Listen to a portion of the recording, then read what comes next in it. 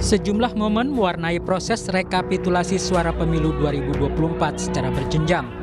Mulai dari sekelumit masalah hilangnya suara calon anggota legislatif hingga kisruh mekanisme penghitungan suara yang membuat publik skeptis kepada penyelenggara pemilu. Namun ada yang berbeda dari proses penghitungan suara daerah pemilihan 2 Nusa Tenggara Timur. Di tengah proses rekapitulasi nasional, seorang caleg dari Partai Nasdem, Ratu Ngadubonu Wula, memutuskan mengundurkan diri dari pencalonan. Menurut saksi dari Partai Nasdem yang menyerahkan surat pengunduran diri kepada KPU, Ratu Wula disebut mengundurkan diri atas keputusan pribadi. Padahal caleg dengan nomor urut 5 ini memperoleh suara terbanyak dari Partai Nasdem di Dapil NTT 2, mengalahkan suara mantan Gubernur NTT Victor Laiskodat yang maju di Dapil yang sama. Hingga saat ini pengunduran diri Ratu Wula masih jadi teka-teki. Ya, kami dari saksi Partai Nasdem. Saya ingin menyampaikan ada surat dari Ketua Umum Partai Nasdem pada KPU dan juga nanti disisip pada Bawaslu RI terkait dengan pengunduran diri calon anggota legislatif nomor urut 5 di NTT 2. Oke.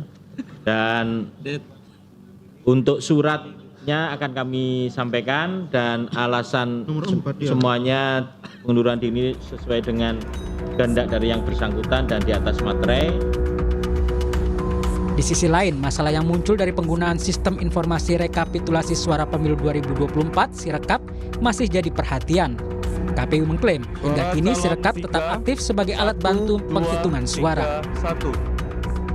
Tapi yang jelas Sirekapnya kan tetap aktif karena semua formulir untuk Sirekap kan memang didedikasikan sebagai database untuk dokumentasi, untuk mengkurasi semua data-data yang berasal dari TPS, kemudian kecamatan, kabupaten kota, dan provinsi. Nanti juga nasional dalam bentuk formulir model C hasil, model D hasil, baik yang kecamatan, kabupaten kota, provinsi sampai nasional. Itu sih.